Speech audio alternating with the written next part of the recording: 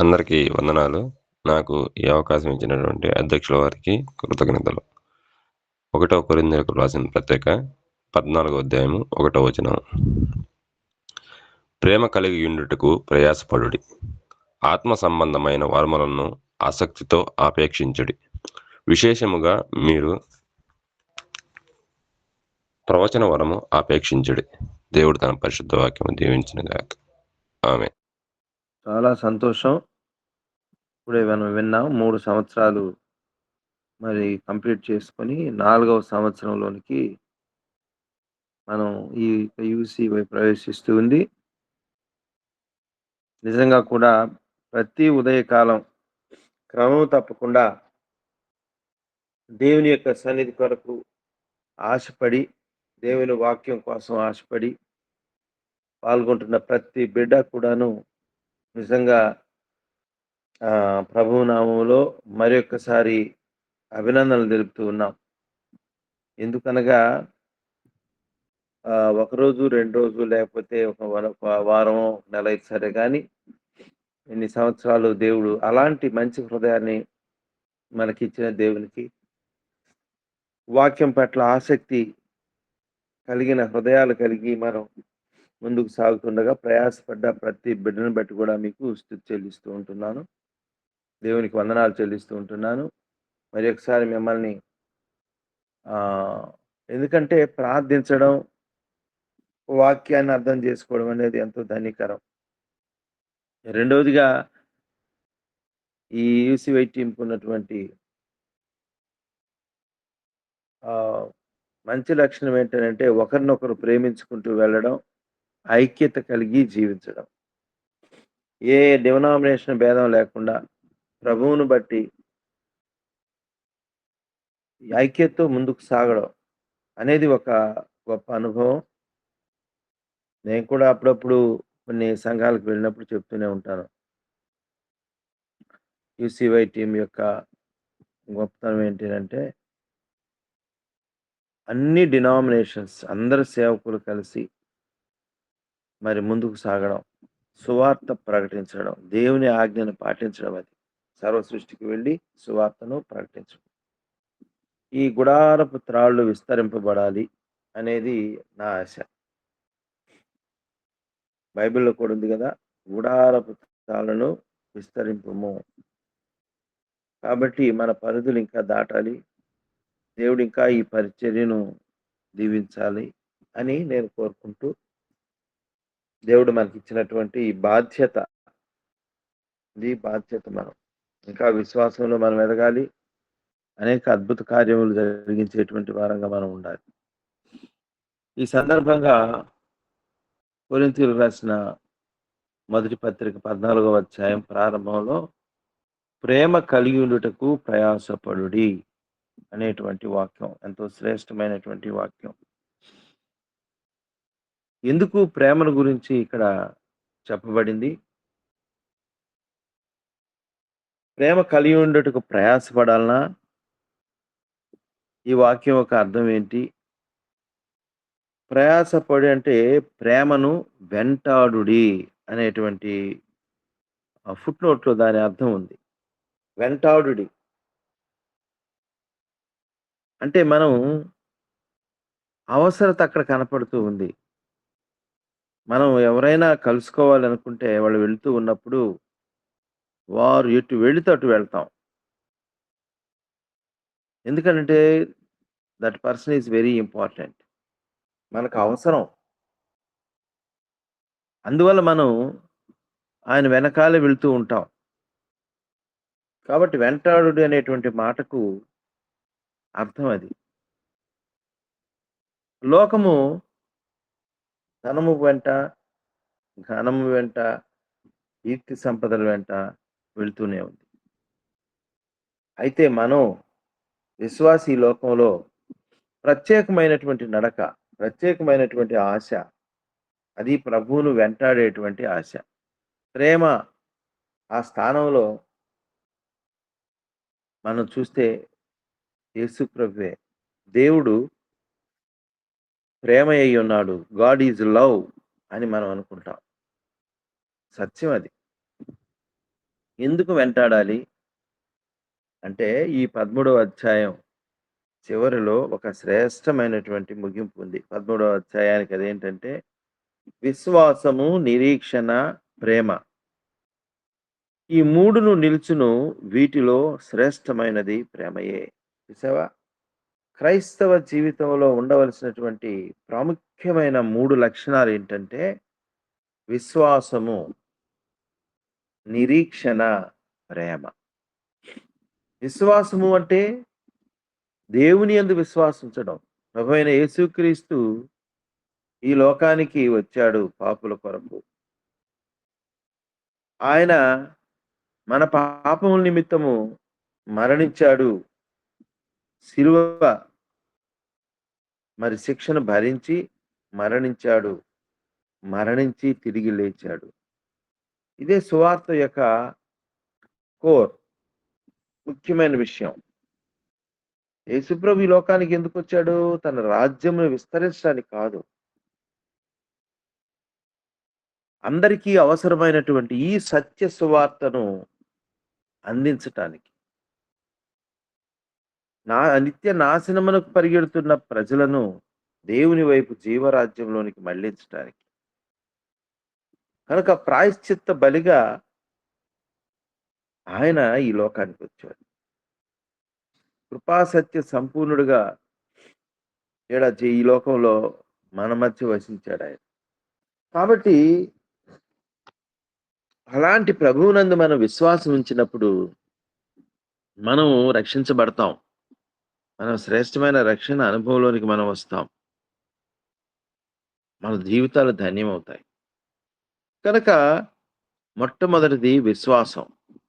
అది ప్రభువు దగ్గరకు నడిపించేది, ప్రభువుని రుచి చూపించేది విశ్వాసం. తర్వాత నిరీక్షణ. రెండవ శ్రేష్టమైన అంశం ఏంటంటే నిరీక్షణ అనేది ఎదురుచూపు. ఈ శుభప్రదమైన నిరీక్షణ మనల్ని సిగ్గుపరచదు అనేటువంటి మాట మనం పవిత్ర గ్రంథంలో విని ఉన్నాం, చూచి. ఇది శుభప్రదమైన నిరీక్షణ. నిరీక్షించుట అంటే ఆశతో ఎదురు చూడడం. అంటే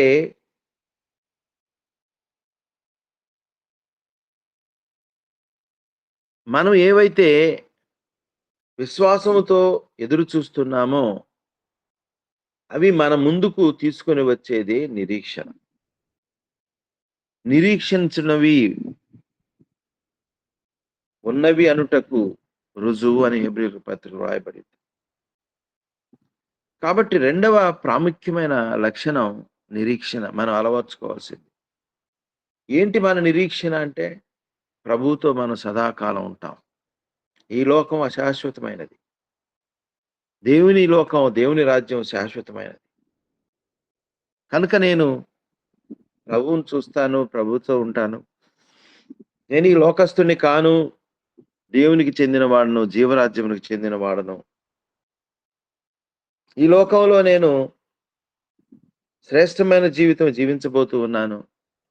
అందుకొరకు దేవుడు నాకు సహాయకుడుగా ఉన్నాడు, నన్ను నడిపించేవాడుగా ఉన్నాడు, నన్ను బలపరిచేవాడుగా ఉన్నాడు. ఇది మన నిరీక్షణ. మూడవదిగా ప్రేమ. దేవుడు ప్రేమ అయి ఉన్నాడు.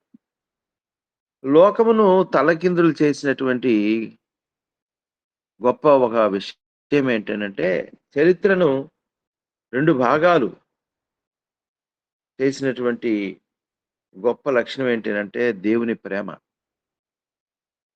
చరిత్రను బిఫోర్ క్రైస్ట్, ఆఫ్టర్ అనేటువంటిది. పాపి యొక్క జీవితంలో 2 భాగాలు చేసింది. దేవుడు ప్రేమించి నిన్ను నన్ను దరికి చేర్చుకోబట్టి మన జీవితం 2 భాగాలు. క్రీస్తు లేనప్పుడు, క్రీస్తు మన జీవితంలోనికి వచ్చినప్పుడు. చూసారా? దానికి కారణం దేవుని యొక్క ప్రేమ. కాబట్టి ఈ మూడిట్లో కూడా నిలిచేది ఏంటంటే ఫైనల్గా ప్రేమ అంటున్నాడు. 3ను విలువైనవి, 3ను చాలా శ్రేష్టమైనవి. కానీ వీటి మూడిటిలో కంపేర్ చేసినప్పుడు శ్రేష్టమైనది ప్రేమయే. తండ్రి అయినటువంటి దేవుడు మనల్ని ప్రేమించాడు కాబట్టి తన కుమారుని మన కొరకు అర్పించాడు. కుమారుడైనటువంటి యేసు ప్రభు మనల్ని ప్రేమించాడు కాబట్టి, తండ్రిని ప్రేమించాడు కాబట్టి, తండ్రి మాటను నెరవేర్చాడు. యేసు ప్రభు మనల్ని ప్రేమించాడు, తండ్రిని ప్రేమించాడు. కనుక ప్రేమ అక్కడ కనపడుతూ ఉంది. ఈ ప్రేమే మనల్ని దేవునికి సొంతం చేసింది. ఫైనల్‌గా ఈ ప్రేమే మనల్ని స్థిరపరిచి ముందుకు తీసుకొని వెళ్తూ ఉంది. దేవుని పట్ల మనకున్నటువంటి ఆ గొప్ప ప్రేమ. మొదట ప్రేమించింది దేవుడే. కానీ మనం ఇప్పుడు ముందుకు సాగుతున్నది దేవుని పట్ల మనకున్నటువంటి ప్రేమ. మానవ ప్రేమ ఎప్పుడైతే దైవికమైన ప్రేమగా మారుతుందో, అది నిజమైనటువంటి శ్రేష్టమైనటువంటి భక్తికి తార్కాణం. పౌలు గారిలో మనం చూస్తాం. ప్రభువుని ఎంత ప్రేమించాడు ఆయన. అసలు ఈ లోకంలో నన్ను ఏది కూడా క్రీస్తు ప్రేమ నుంచి వేరు చేయునా? ఒక ప్రశ్నేశాడు ఆయన.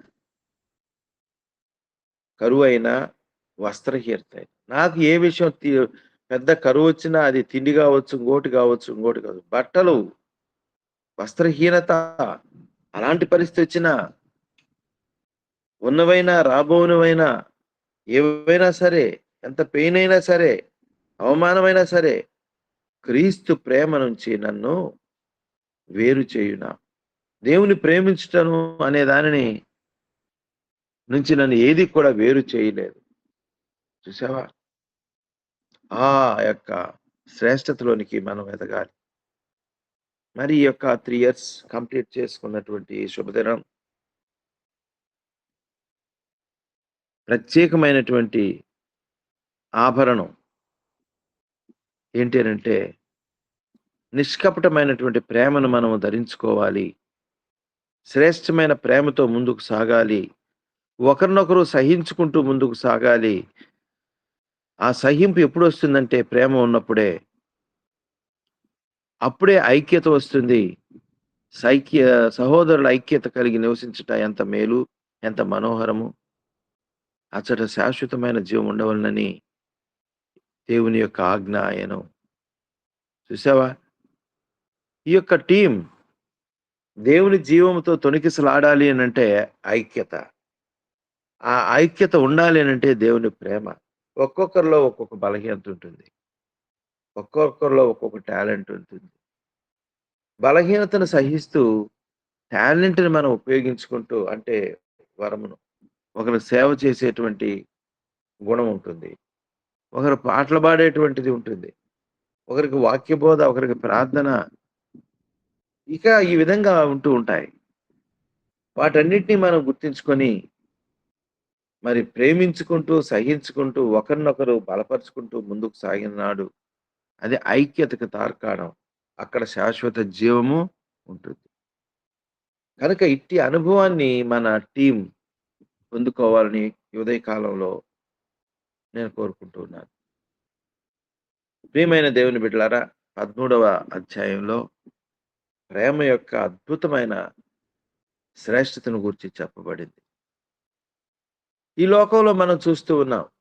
రకరకాలైనటువంటి దైవభక్తితో కూడినటువంటి పద్ధతులు. మనుషులు ప్రాకులాడుతూ ఉన్నారు.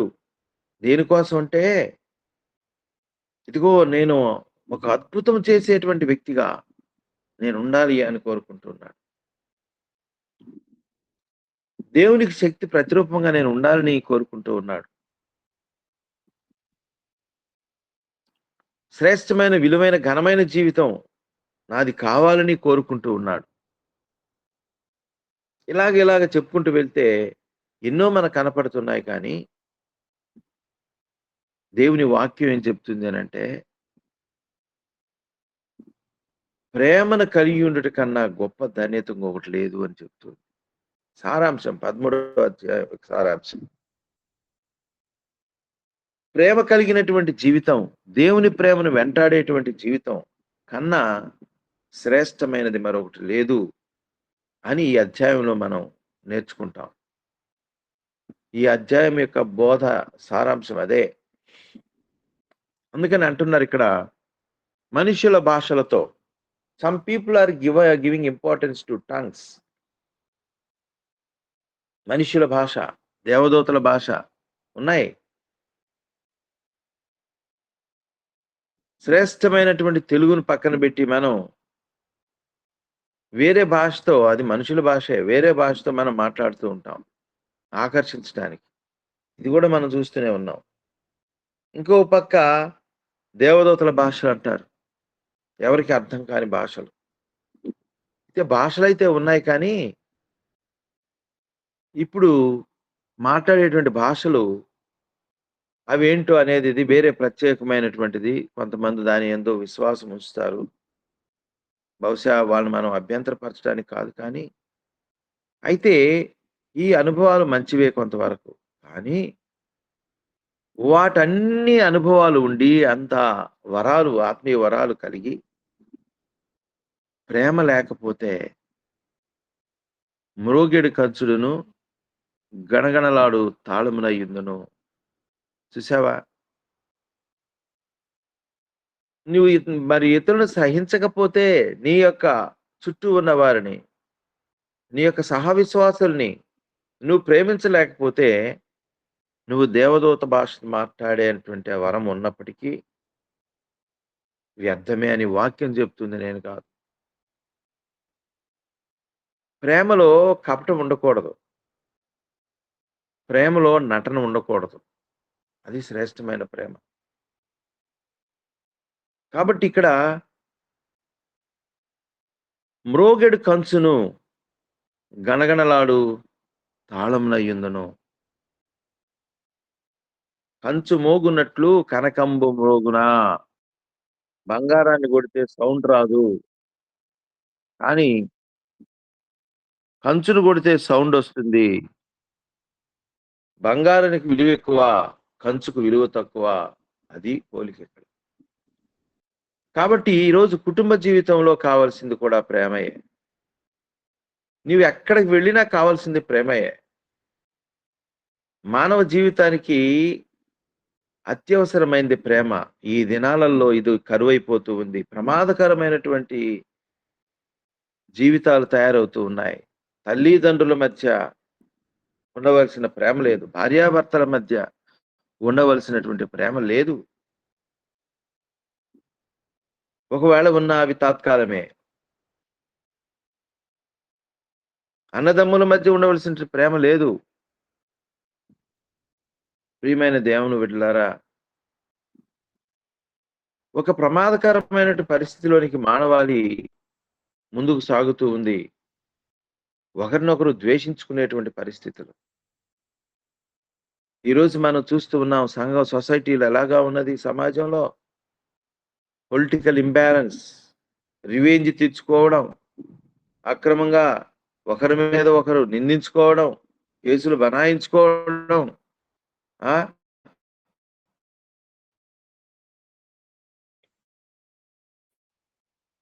అది కూడా ఇది సంఘంలోను కూడా ప్రవేశించింది. ఒకరిని చూస్తే ఒకరికి కోపం, ద్వేషం, ఒకరిని చూసి ఒకరు అవమానించుకోవడం. సంఘంలోనికి కూడా ప్రవేశిస్తూ ఉన్నటువంటి ఈ యొక్క పరిస్థితుల మధ్య ఉదయ కాలంలో మన జీవితాల్ని, మన కుటుంబ జీవితాన్ని, మన సంఘ జీవితాన్ని మనం పరిశీలించుకున్నప్పుడు ప్రేమ అనేది ఎంతో అవసరము అని గుర్తుపెట్టుకోవాలి. నేను బుచ్చినాయుడు కంట్రికి వెళ్ళినప్పుడు ఒక సేవ, ఒక స్త్రీ ప్రేమతో తన భర్తను కాపాడుకున్నది, రక్షణలోనికి నడిపించుకున్నది. So the need and necessity of love, godly love. లోక ప్రేమను గురించి నేను చెప్పడం లేదు సుమా, తప్పుగా అర్థం చేసుకోకండి. దైవికమైనటువంటి ప్రేమ కనుక అది నేడు మనకు అవసరమై ఉన్నది. మన వ్యక్తిగత జీవితాల్లో, మన కుటుంబ జీవితాల్లో, మన సంఘ జీవితంలో, సమాజ జీవితంలో అది అవసరమైనది. ప్రేమ లేని వాడినైతే మూగడి కంచును గణగణలాడు తాళమునయ్యుండును. ప్రవచించు కృపావరము కలిగి ఇంకా ఇంకొక గ్రేడ్ ఉంది ఇక్కడ. ప్రవచించేటువంటి కృపావరం ఉందంట వారికి. మర్మములన్నీయు జ్ఞానమంతయు ఎరిగిన వాడనైతే బైబిల్ మర్మాలు, పవిత్ర గ్రంథం యొక్క మర్మాలు, జ్ఞానము అంతయు ఎరిగిన వాడనైనను కొండలను పెకలింపగల పరిపూర్ణ విశ్వాసము గలవాడనైనను, ఇక్కడ పరిపూర్ణమైన విశ్వాసం ఉంది ఒకని జీవితంలో. కానీ ప్రేమ లేకపోతే వ్యర్థుడను. చూసావా?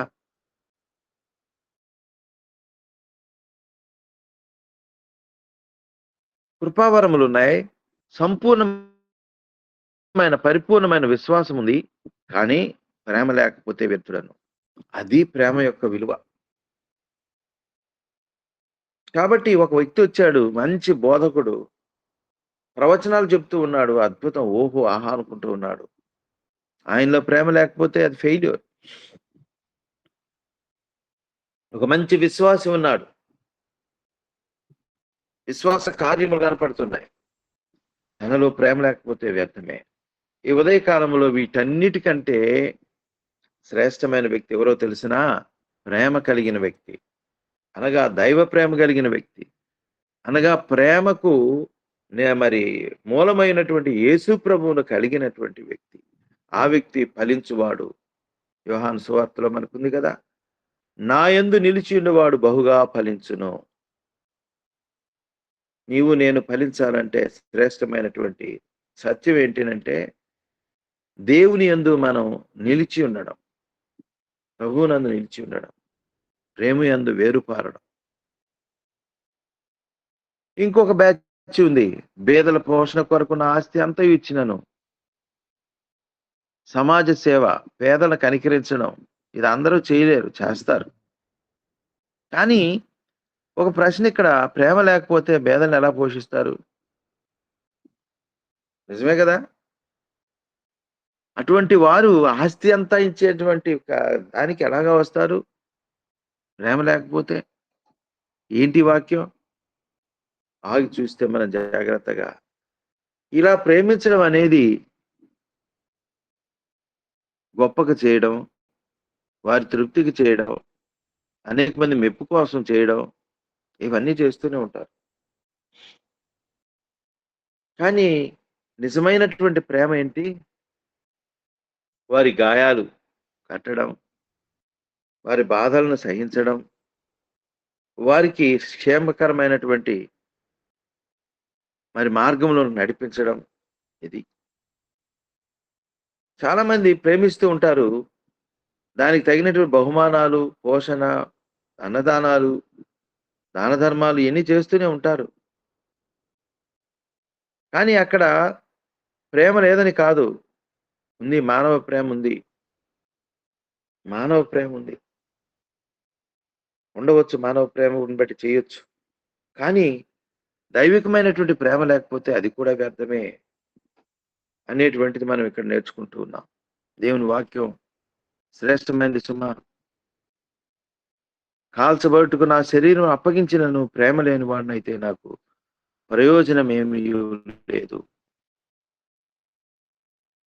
కాబట్టి ప్రేమ ఉన్నటువంటి జీవితం, ప్రేమ యొక్క ఆవశ్యకత, వ్యాలిడిటీ, ఇవన్నీ కూడా ఇక్కడ చెప్పబడ్డాయి. అయితే 4వ వచనం నుంచి మనం చూసినప్పుడు ప్రేమ యొక్క లక్షణం ఏంటి ఇక్కడ మనకు కనపడుతుంది. మానవ ప్రేమకి దైవికమైన ప్రేమకి తేడా ఇక్కడ కనపడుతుంది. మనం అనుకున్నామే, పేదల పోషణ కొరకు ఆస్తి అంతా ఇచ్చినను, అందులో ప్రేమ ఉంది. కానీ ఆ ప్రేమకి దైవికమైన ప్రేమకి ఇక్కడ తేడా కనపడుతుంది. అది గమనిద్దాం. ప్రేమ దీర్ఘకాలము సహించును. అయ్యా, నేను వినీత్ని, సురేష్ని, లేకపోతే ఇంకొకరు ఎంతకాలం సహించాలి? నా వల్ల కాదు. వరప్రసాదాన్ని ఎంతకాలం సహించాలి? నా వల్ల కాదు. ప్రేమించాను, అది చేశాను, ఇది చేశాను, గౌరవించాను, ఇక నా వల్ల కాదు. అది మానవ ప్రేమ. అంటే వన్ పాయింట్ ఆఫ్ టైంలో మానవ ప్రేమ ఆగిపోద్ది. దేవుని ప్రేమ ఆగదు. సుమా అర్థమవుతుందా? మానవ ప్రేమకు, దైవికమైన ప్రేమకు తేడా అర్థమవుతూ ఉందా? శాశ్వత కాలము సాగిపోయేది దేవుని యొక్క ప్రేమ. కొంతకాలం మటుకు అద్భుతంగా కనిపించి ఆగిపోయేది మానవ ప్రేమ.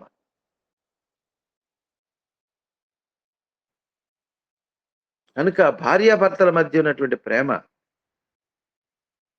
ఇది శాశ్వత కాలం ఉంటుందా?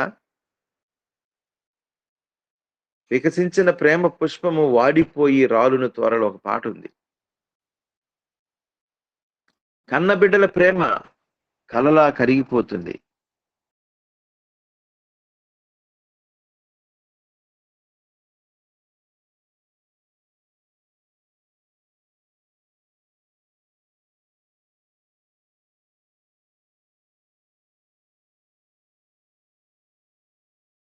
డబ్బు పంపిస్తున్నారు, పోషిస్తున్నారు. గురించేటువంటి సమయం లేదు. తల్లిదండ్రుల దగ్గరకొచ్చేటువంటిది అసలే లేదు. ఈ ముదిమి వయస్సులో బిడ్డల ప్రేమ కొరకు తహతహలాడేటువంటి వారి యొక్క ఆశలు తీరనటువంటి కోరికతో జీవితాన్ని ముగించేటువంటి వారి జీవితాలు ఎంతో భయంకరం. దారుణం. ఎలాంటి దినాల్లో మానవ ప్రయాణం సాగుతూ ఉంది. కాబట్టి నా బంగారం, నా తండ్రి, నా బ నా నా సర్వం అనుకున్నటువంటి బిడ్డలే చివరికి అలాగా అవుతూ ఉంటే ఆ ప్రేమ కరిగిపోలేదా? వాళ్ళ మీద ఎన్నో కలలు పెట్టుకున్నావే కరిగిపోలేదా? దేవుని ప్రేమ శాశ్వతమైనది. ఎన్నడెన్నటికీ మారనిది యేసుని ప్రేమ.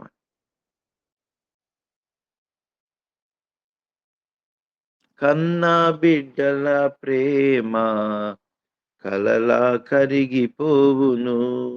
ప్రేమ యేసుని ప్రేమ. దేవుని ప్రేమ, యేసయ్య ప్రేమ నిత్యం ఉండునటువంటి ప్రేమ. కాబట్టి ఇక్కడ ప్రేమ దీర్ఘకాలము సహించును, దయ చూపించును. మానవ ప్రేమ ఏందిరా బాబు ఈడితో తలకాయ నొప్పి ద్వేషం చూపిస్తుంది. కానీ వాళ్ళ బలహీనత ఇది పాపం. అయ్యో! దేవుణ్ణి ఎరిగాడు కానీ తెలుసుకోలేకపోతున్నాడు బలహీనత. దయ చూపించును. ప్రేమ మత్సరపడదు. ఏంటబ్బా ఈ బ్రదర్‌కి ఇంత పేరొస్తా ఉంది. ఆ! పేరుకు ముందు అతని ప్రయాస గుర్తుపెట్టుకో. అతని నిబద్ధత గుర్తుపెట్టుకో. ప్రభువు పట్ల అతని జీవించే విధానాన్ని చూడు. మత్సర పడకూడదు. నిజమైన దైవిక ప్రేమంటే గాడ్లీ లవ్. నేను కూడా అలాగుంటాను. అది రావాల్సింది. నేను కూడా అలాగ ప్రయాసపడతాను. మన పరిచర్య జాగ్రత్త సుమ మన ఇష్టానుసారంగా చేసేది కాదు. మన పరిచర్య దేవునికి ఇష్టమైనదిగా ఉండాలి. ఒక కంపెనీలోకి పోతే ఆ కంపెనీ పెట్టిన నియమాలు నువ్వు పాటించాలి తప్ప 10:00 నువ్వు అక్కడ ఉండాలంటే ఉండాల్సిందే. నేను 10కి రాను 11కి వస్తానంటే కుదరదు. లేదా 9కి వచ్చి 12కి వెళ్ళిపోతాను కుదరదు. ఎందుకనంటే ఆ కంపెనీలో నువ్వు జాయిన్ అయ్యావు నీ అవసరత నిమిత్తం. కనుక కంపెనీ రూల్స్‌ని నువ్వు సాటిస్ఫై చేయాలి గానీ నీ రూల్స్‌ని కాదు. ఈరోజు మనకున్నటువంటి డ్రాగింగ్ ఏంటంటే మైనస్ ఏంటంటే I am perfect. I am all right. నేను పరిచర్య బాగా చేస్తున్నా. ఓకే. ఇవి కాదు. సెల్ఫ్ సర్టిఫికేట్ కాదు. దేవుడు చెప్పిన నియమానుసారంగా నేను ముందుకు సాగుతున్నానా? నాలో ఏమన్నా ఈ ద్వేషాలు, అసూయలు, మచ్చర్లు ఉన్నాయా? అయ్యో! లేకపోతే నేను దేవుని ప్రేమను విడిచిపెట్టాను. సరిచేసుకుంటాను నేను. సేవకుల్ని నేను ప్రేమిస్తున్నానా? సేవకుల్ని నిందిస్తున్నానా? సేవకుని పట్ల అగౌరవంగా ఉన్నానా? చెక్ చేసుకుందాం. అందరం పరిశీలించుకోవాల్సిన వాళ్ళమే. అందరూ ముద్దాయిలమే. మా ఎల్డర్ ఒకాయన అంటాడు. అందరూ ముద్దాయిలు మున్సోబులు ఎవ్వరు లేరు ఇక్కడ అంటాడు. ఎవరికి తగింది వాళ్ళది. ఎవరి పరిధిలో వాళ్ళు సెల్ఫ్ చెక్ కాగానే నువ్వు పరీక్షించుకొని నీ ఎడల తీర్పునందకపోదువు. Judgement is there. వాక్య వెలుగులో మనల్ని మనం పరిశీలన చేసుకోవాలి. కనుక ప్రేమ దీర్ఘకాలం సహించును, దయ చూపించును, ప్రేమ మత్సరపడదు, ప్రేమ డంబముగా ప్రవర్తింపదు. డాంబికమైన జీవితం, నేను కనపడాలి, నేను నేను నేను అది గనక ఉన్నదా నీలో దైవికమైన ప్రేమ లేనట్టే. నీ జీవితం ప్రమాదంలో ఉన్నట్టే. దేవునికి ఇష్టం కాని జీవితం జీవిస్తున్నట్టే. ఇవన్నీ మనకొస్తాయి నాయనా. ఏదో మనం రక్షించబడ్డాం, 3 సంవత్సరాలు అయిపోయింది, 10 సంవత్సరాలు అయిపోయినాయి చెప్పుకుంటే కాదు. ఈ శరీరంతో నువ్వు పోరాడవలసింది అనునిత్యము. ఇయన్నీ శరీర సంబంధం. లక్షణాలు. శరీరం యొక్క బ్యాంక్ ఇది. దేవుని ఆత్మ చేత, వాక్యం చేత మనం నింపబడి పోరాడి జయం పొందవలసింది అనునిత్యము. This is cross bearing life. ఇదే క్రాస్ అంటే. నన్ను అవమానించిన అన్నని నేను ఎలా ప్రేమించాలి? అదే క్రాస్. అదే సిలువ. బాధను దిగమింగుకొని ప్రేమించి ముందుకు సాగడమే. అదే సిలువ. ఈ సహోదరి, ఈ సిస్టర్‌తో ఎలాగేగాలి? అమ్మా, దేవుడు ఒక అవకాశం ఇచ్చాడు నీకు. Cross bearing life. ఆ సిలువనెత్తుకో, ప్రభువుని వెంబడించు. ప్రభువు నీతో ఎలాగేగాడు? నాతో ఎలాగేగాడు? గుర్తుపెట్టుకో. దేవుని చూడు. నీలో నాలో ఎన్ని అవగుణాలున్నాయి. దేవుడు ఇంకా మనతో ప్రయాణం చేస్తూనే ఉన్నాడు గదా! మనల్ని ప్రేమిస్తూనే ఉన్నాడు గదా! సహిస్తూనే ఉన్నాడు గదా! ఎత్తుకో సిలువ. ప్రభువుని వెంబడించు. ప్రభు ఎలా ప్రేమించాడో అలాగా ప్రేమించు. కనుక ఇది ప్రేమ కలిగిన శ్రేష్టమైనటువంటి జీవితం. ప్రేమ డంబము ఉండకూడదు. ఉప్పొంగదు. ఒక్కరోజు చేస్తే మనం నేను అది చేశాను, నేనే కర్త, కర్మ, క్రియ అని చెప్పుకుంటాం. కాదు. అమర్యాదగా నడవదు. స్వప్రయోజనం విచారించుకొనదు. నాకేంటి? అమర్యాదగా నడవడం. తెలియకుండానే మనం ఈ యొక్క మిస్‌బిహేవియర్ మనలో ఉంది. స్వప్రయోజనం. నాకేంటి మేలు? నేనొస్తే నాకేంటి? కాబట్టి దైవికమైనటువంటి ప్రేమ ఇవన్నీ ఉంచుకోదు. అమర్యాదగా నడవదు, స్వప్రయోజనం విచారించుకొని త్వరగా కోపపడదు, అపకారమును మనస్సులో ఉంచుకొనదు, త్వరగా కోపపడదు. ఒక్కొక్కరికి ఉంటది ఇమ్మీడియేట్ కోపం వస్తది. కోప్పడము కానీ పాపం చేయవాక. ఆ వ్యక్తిని హర్ట్ చేయవాక. దూరం చేసుకోవాక. కనుక ప్రియమైన దేవుని బిడ్డలారా, ఈ ఉదయకాలంలో దేవుని బిడ్డ అంటానికి ఒక రూపం ఏంటనంటే, ఒక నిదర్శనం ఏంటనంటే, ఒక రుజువు ఏంటనంటే, శ్రేష్టమైన దైవిక ప్రేమ కలిగి ముందుకు సాగడం. ఒకరినొకరు సహించుకుంటూ, ఒకరినొకరు భరించుకుంటూ, ఒకరినొకరు గౌరవించుకుంటూ, ఆదరించుకుంటూ, మనం తగ్గించుకుంటూ ముందుకు సాగిన నాడు శాశ్వతమైన జీవం, నాకు కారణమైన ఐక్యత మనలో, మన సంఘంలో, మన యొక్క టీంలో ఉంటుంది. అప్పుడు మనం దేవునిని మనం చూపించే వారంగా ఉంటాం. ప్రకటించే వారంగా కాదు కేవలం. ఈరోజు ప్రకటనలున్నాయి కానీ ప్రదర్శనలు లేవు. To demonstrate the love of God is highly needed. దేవుని ప్రేమను ప్రదర్శించడం అనేది అది ఎంతో గొప్ప వరం. అది ఎంతో గొప్ప ధన్యత. ఇన్ని వరాల కంటే దేవుని ప్రేమను కలిగిన జీవితం వాటన్నిటికంటే శ్రేష్టమైంది అనేది మనం ఇక్కడ గమనించాం. ప్రభువా క్షమించు నాయనా. ఈ ఉదయ కాలంలో ఒక చిన్న ప్రార్థన మనం చేసుకుందాం మన మనసులో. ప్రభువా, నేను కోప్పడి ఉంటే, నేను మత్సరపడి ఉంటే, నేను డంబంగా ప్రవర్తించి ఉంటే, నేను ఉప్పొంగి ఉంటే ప్రభువా, నేను అనేటటువంటి గర్వం నాలో నన్ను క్షమించు నాయనా. అది నీకు దూరం చేస్తుంది. నీ ప్రేమను కలిగిన వాడినై ముందుకు సాగుటకు నాకు నేర్పించు ప్రభువా. అట్టి మనసుని నాకు దయచేయి ప్రభువా. నా సిలువెత్తుకొని నిన్ను వెంబడించేటువంటి అనుభవం నాకు దయచేయి ప్రభువా. ప్రేమ, విశ్వాసము, నిరీక్షణ వీటిలో ప్రేమయే శ్రేష్టం. ప్రేమ, విశ్వాసము, నిరీక్షణ ఓ ప్రియుడా నీకిచ్చును రక్షణ, వీటిలోన ప్రేమయే శ్రేష్టము, అది నమ్మితే నీ బ్రతుకు ధన్యము, గాలించి చూడరా మేలైనది, నీలోన ఉన్నదా ప్రేమన్నది.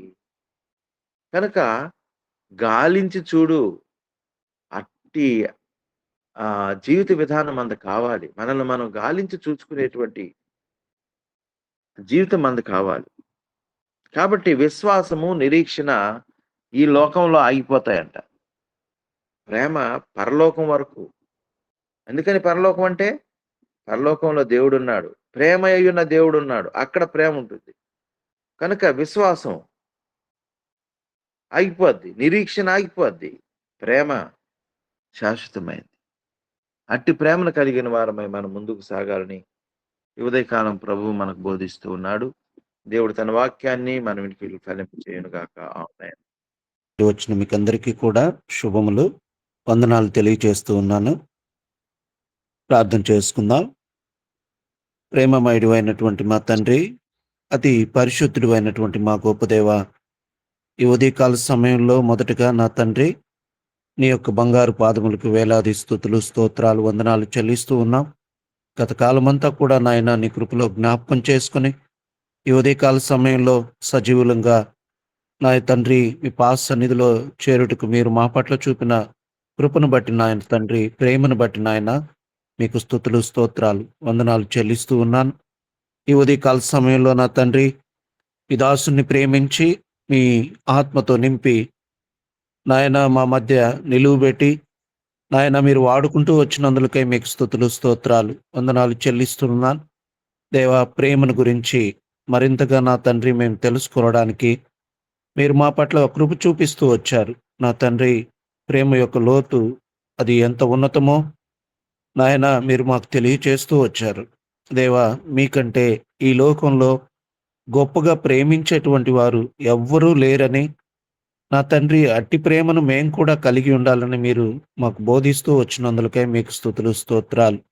దేవా, ఉన్నతమైనటువంటి మీ ప్రేమను నా తండ్రి మేము కలిగి ఉండి దాన్ని వెంటాడేటువంటి బిడ్డలుగా మేము ఉండాలని మీరు కోరుకుంటున్నందులకై మీకు స్తుతులు, స్తోత్రాలు, వందనాలు చెల్లిస్తూ ఉన్నాం.